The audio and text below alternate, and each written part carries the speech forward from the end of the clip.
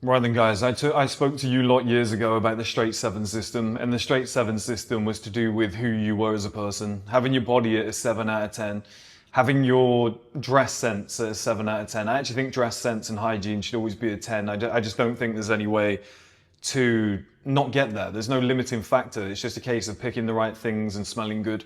So those two things are different. But, you know, having your wealth at a 7 out of 10, having your body at a 7 out of 10, all of these things that are personal to you.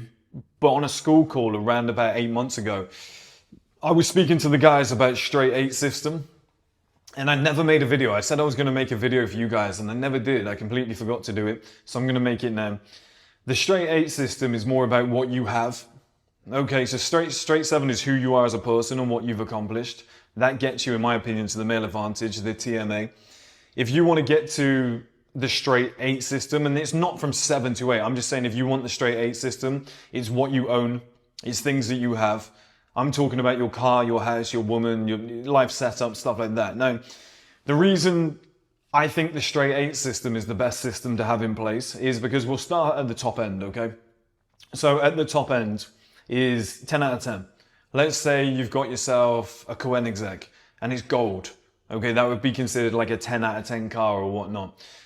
Let's say you're a billionaire and let's say your woman is a 10 out of 10. She's a supermodel and she's famous. Everybody knows her. All I see there is problems. That's all I see is problems. We're in an era now where everybody thinks that more is better. Everyone thinks that the most expensive car is how to win. Everyone thinks that flying on private jets and advertising your location is the way to do it. Everyone thinks that having 15 women and they're as hot as possible, they're famous. I'm with a famous woman. They all think that's a flex. Everybody thinks having a 300 grand watch on your wrist is a flex. It's not. It's not. I'm telling you guys, it is the stupidest thing that you can do in the world. Billionaires often say, it sucks because I need security for my security. You can't trust anybody. Everything's more difficult. If you've got a straight 10 famous woman, every other guy in the world is after her and it creates problems. Every time you go anywhere, like, do you think Tom Holland is 100% happy, and I don't think she's a 10 out of 10, but I'm just using her as an example. Do you think Tom Holland is happy with Zendaya? I'm sure he's happy when they're in private, when they're on their own, but imagine the amount of photos that get taken. Imagine how much hassle it must be to be with a woman like that. Imagine how much stress it would be to just have your woman having photos taken of her all the time and people screaming her name and guys sending death threats to you, being like, I'm gonna kill you, you've taken my wife. Like, guys sending vials of blood to her because they're like, oh, they somehow got it in their head that that's their wife. Imagine the stress that would come with being with a woman like that. And she's considered a 10 out of 10 because of, you know, she's famous, she's got a big name and stuff like that. And people would say, that's my dream woman. You don't want that. It's hassle. It's complete hassle. It comes with a lot of garbage. You want somebody who's beautiful, who's got a fantastic body, but then is low-key. A woman that is more low-key, that just kind of, she doesn't flaunt it. She's not walking through and like people look and go, oh my God, that's a beautiful woman. But it's not like she's got her boobs out, she's got her ass out, she's so sexy, I want her tonight. Do you know what I mean? That just brings added pressure. She's not on social media with 7 million followers. And then because she's some 10 out of 10, I'm gonna stop doing that. Everybody starts messaging her. You've got Drake in the DMs, and as secure as you can be, and you can be like, Drake's in the DMs, who cares? It's not good. It's a bit of hassle. Do you know what I mean? Like it's always there in the background. Like it can't be healthy. It can't be healthy to have like these superstar guys worth hundreds of millions, if not billions, messaging your girl every single day because she might say no to 49 of them, but the 50th one, she might be like, yeah, go on then. And she's in those bubbles anyway. Maybe you're with like some superstar actress and it's just like, everybody's trying to ruin your relationship. Everybody in the media is constantly trying to break you two apart. It's just like, this is hassle. You know, and when it comes to cars, I'll give you a story now. I was on the bridge near Blackfriars when I used to work in Farringdon in London.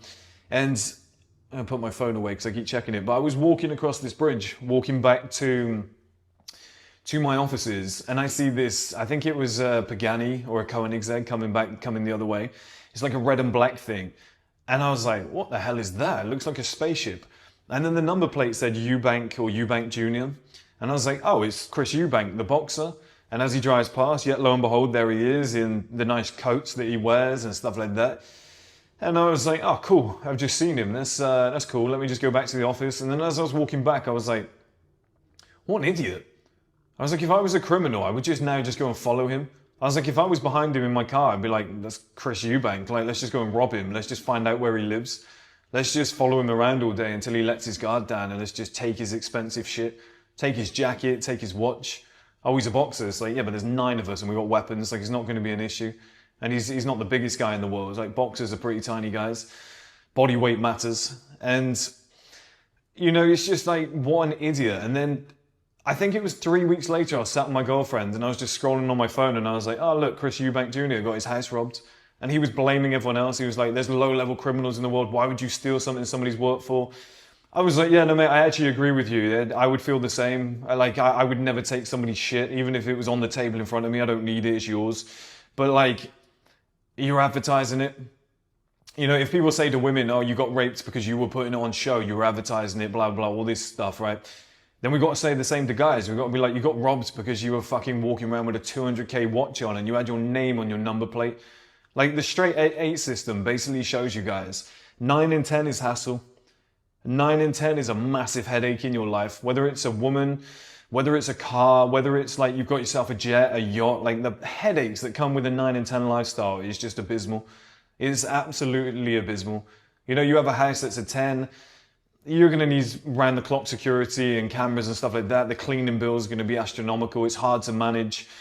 You're not going to know what any room people are in. You're going to have to use walkie-talkies. It's going to feel empty and lonely when you're on your own. But an 8 out of 10 villa, 4 bed, that's fun as hell. With a pool or something, like that's amazing. Do you know what I mean? It's like, oh, it's manageable. And that's what for me the straight 8 system is. It's like, if you had a blacked out 110 Defender or like a nice low-key dark silver Aston Martin, I think that's probably like an 8 out of 10 car. And it's not too loud and you can kind of drive around, or like a black Porsche Panamera or something. It's not too loud, you can drive around. It's like, oh, you get the benefits of people being like, nice car, I like that car. And it looks good and you feel good and it's reliable and it's a 2025 plate and it does the job, but it's not crazy hassle. Like, I've been sat in people's cars, like my friend, he won't mind me saying this because I love the car that he has and I actually think it's amazing and I'm utmost respect for him. But I've been sat in my friend's Ferrari, and he might be watching this, where we've been driving through London and it's good fun, I love it. But I've noticed when we pull up to traffic lights, people lean over. People are like leaning over, taking photos and stuff. And I have thought in the back of my head, like, because you're sat in a certain position where you're down low and people can come over the top of you. And sometimes I'm like, is somebody going to stab me in the back of the neck being in London? I'm like, I don't know if I can trust this. I do feel a little bit vulnerable in those types of cars. I do look around and think, I don't know how I feel about this here. This is a bit, like, this is a little bit dangerous. And because you're in a bright red Ferrari, you're a target. People can see you. And there's a part of me with my old school background that is a bit like, I'm not sure about this. I'm not sure if this would suit me. I'm not sure if I could get away with this. Like, mentally, I'd be thinking to myself, a little bit paranoid. I'd be like, do I feel safe? Like, do I feel safe with my kids sat next to me? Like, would somebody just lean over and take something? You know, if I'm just kind of sat there in traffic like that, is somebody going to try and go for the watch? You just don't know, right? I always think, like, having a car with the roof down, you can come over the top, Like, for me, it's just like, oh, I don't know. There's been moments where I've been like, I'm not sure. Like, we'd be fine. I mean, he's a former boxer and very, very high level, and I'm sure we'd be fine. But it's the fact that it invites it.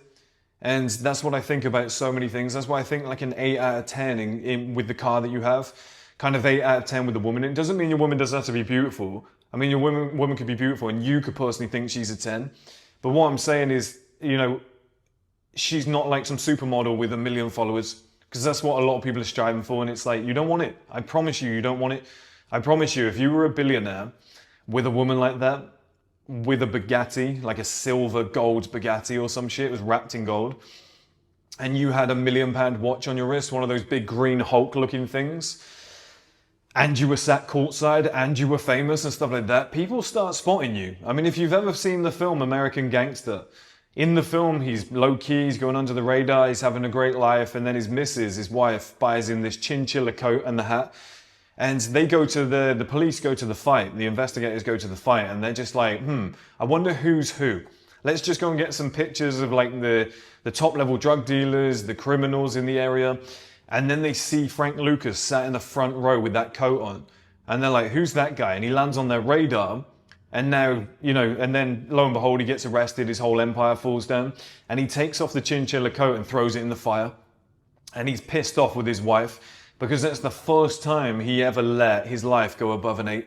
Everything he had before that was kind of just enough. It was just enough to have an amazing life, go under the radar, wealthy stealth, as I've been telling you guys, and just have a very good life with enough. How much do you really need? What is your quality of life? Like I wanted to get a McLaren 720S until I went, I can never drive it. I was like, I can never drive it. I can't go over a speed bump. I can't go to the airport. I can't really get more than 2 people in. Like imagine, right, practicality. My mum had cancer treatment. Imagine if she says, can you drive me to go and get my cancer treatment? Yeah, sure. It's fucking like my poor mum. Do you know what I mean? She's just had cancer treatment. She's probably feeling a little bit sleepy. Imagine if I'm just going like, even if I'm trying to go slow and it's making a racket and it's not comfortable and it's bouncing everywhere. Every pothole feels like we've just hit the moon, like a crater on the moon. And it's like, you've got to think about these things. Once you get to a certain age where you go, I'm probably going to have kids. I'm going to need to be able to put a suitcase in the car. Like, wait, how am I going to do this? How is this going to work? And some of the cars do have space. Some of the 4-seater supercars work. Like, I think if I ever did it, I'd probably get a Urus or something in hindsight now. But like, there's a lot you can't do with them. Do you know what I mean? You smash a wing mirror, it's going to cost you like 12 grand. And you start doing the maths and you start looking at it and you're like, yeah, I think an 8 out of 10 life is better. Like if you've got a house that's a 10 out of 10, it's one of the best houses in the world, you're going to need security, you're going to need guard dogs, you're going to need to not reveal your location to anybody. You're going to have to make sure on so many things. If somebody breaks into your house, you probably wouldn't know for 15 minutes. It would probably be such a hassle. Whereas if you had a manageable house where you kind of can see everything from where you are, you're like, that's all we need. We don't need any more than this. This is enough. I don't need 58 bedroom mansion because I can only sleep in one room. And my missus is going to sleep with me. And I don't need 78 women. So the missus will be in the bed with me. I'm happy with that. That's enough for me. I then would have my kids, maybe let's say top end, you might get to 4, 5 kids. So they might all need a bedroom each. There we go, 6 bedroom house, done. And maybe family come and stay with you. 7 bedrooms, 8 bedrooms max. Sorted. That's all you need. Do you know what I mean? You don't need to go crazy, and that's an excessive amount of kids. Like you might only need 5 or 6 bedrooms. Just a nice bit of land, you know, a nice balcony. Like how much more do you really need? It gets stupid. Like my watch, I told you guys before, it's about 8,000-9,000. It's a Breitling. I never wanted anything more. I had a screenshot of this about 2 years ago. I knew what I wanted. I didn't want to go crazy. I had a ratio, 8 out of 10 ratio, of me being 6'2", being able to fight, being pretty big and heavy. And I think guys would look at me and go, what watch is that? That's not worth fighting for. You know, 9 grand to get your face smashed in potentially. That's not worth it. Whereas if I was wearing a 400k watch, I think a lot more criminals would be like, mate, have a go. It's worth it. It's worth it. I don't care how, like, if Usyk was wearing £1 million watch, people would have a go at it. People would be like, it's worth it though. I know it's Usyk, he's going to knock me out, but like, it's worth a gamble. Whereas I think if you've got like an 8-9 grand watch, it's like, that's not worth going to prison for. That's not worth getting your face smashed in for. So I think there's almost like a size to value ratio.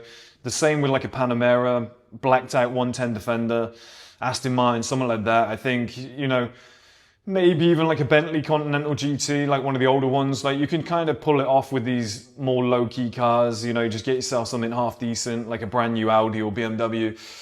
I think when you go very loud supercar, people notice you, they figure out who you are, they start tracking you and stuff. I do truly believe that. And then it's safety for your kids, it's safety for your wife. It becomes dangerous. You know, let's say you go and buy your wife a £1 million wedding ring and you're like, I'm the man, like, look at me, I love my wife more than everybody. And then she goes on holiday to Paris and gets kidnapped. Or the ring just gets taken off her and she gets held at gunpoint. It's just like, it's hassle. Once you go up to a 9 or a 10, your life just becomes a problem. Everything is just more of a headache than it is a pleasure. And I think the sweet spot is an 8. That's what we're aiming for here. I think 8 is when life maxes out. That's when you get the most benefit for what you've got without any of the negatives.